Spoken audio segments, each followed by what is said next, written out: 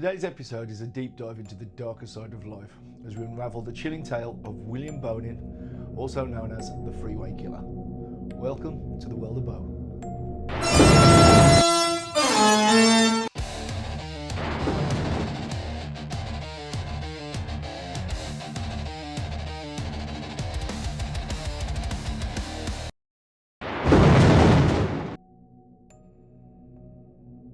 So you literally could smell the pizza from 2 blocks away.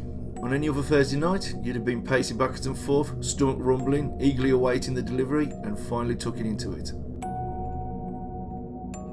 But this was no ordinary Thursday night.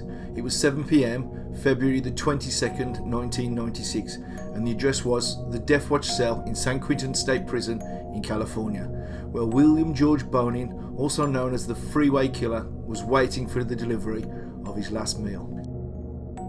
To get an understanding how he ended up here, we need to go back to January the 8th, 1947, in Willimantic, Connecticut. William George Bonin was born to Robert Leonard Bonin Sr., a World War II veteran, and his mother, Alice Benton. Both parents were alcoholics, and his father was a compulsive gambler who was physically abusive towards his wife and his children.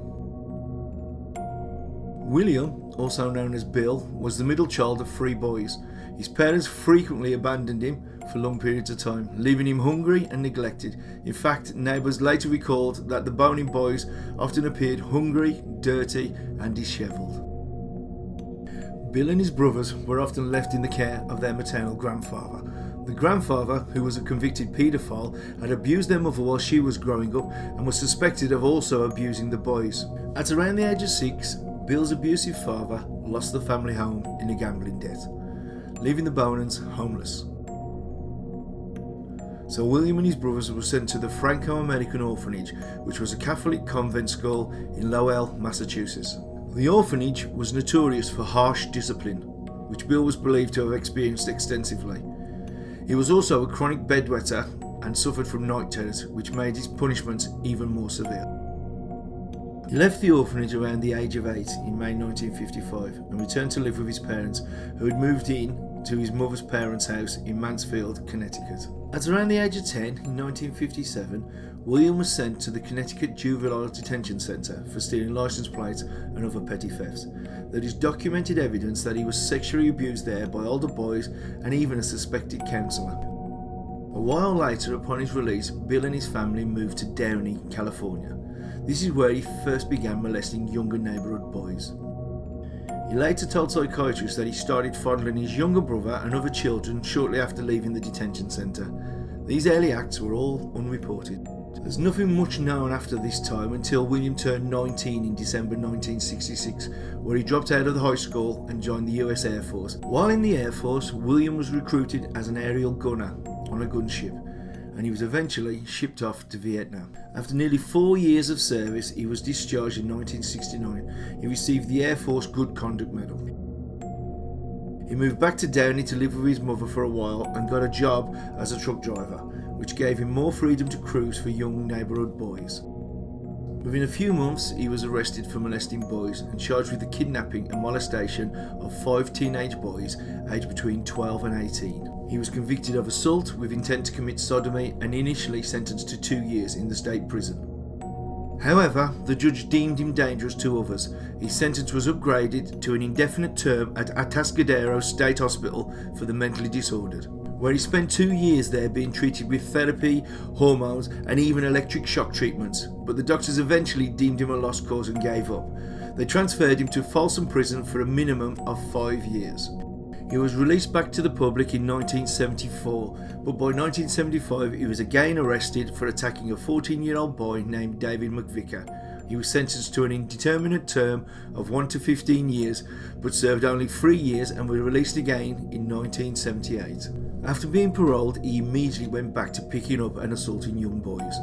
In 1979, he murdered his first confirmed victim, a 17-year-old called Marcus Felix Grabs, a German exchange student who had been stabbed 20 times, strangled and dumped off Angeles Crest Highway under a large bush. Over the next year, along with 4 known accomplices, Vernon Butts, Gregory Miley, James Monroe and William Pugh, they took the lives of over 21 young victims. The boys were aged between 12 and 19.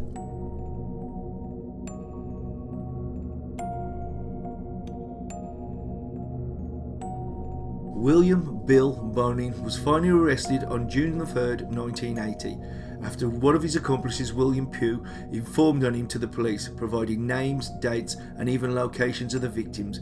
Bonin was sentenced to death in 1982. He ate his last meal on Thursday the 22nd of February 1996, which consisted of 2 large pepperoni and sausage pizzas, 3 pints of coffee ice cream and 3 6-packs of Coke. He started eating but stopped, couldn't finish the meals. Guards said he just sat there staring at the walls. Maybe he finally felt guilty for the horrendous crimes he committed. William Bonney was finally executed on February the 23rd, 1996 by lethal injection. He was the first person to be executed in this way in California. It was witnessed by over 50 relatives of his victims, including David McVicker, the boy Bonin had nearly killed back in 1975. Afterwards, David McVicker said that it finally felt like justice and he could rest easy now, knowing that Bonin had finally gone.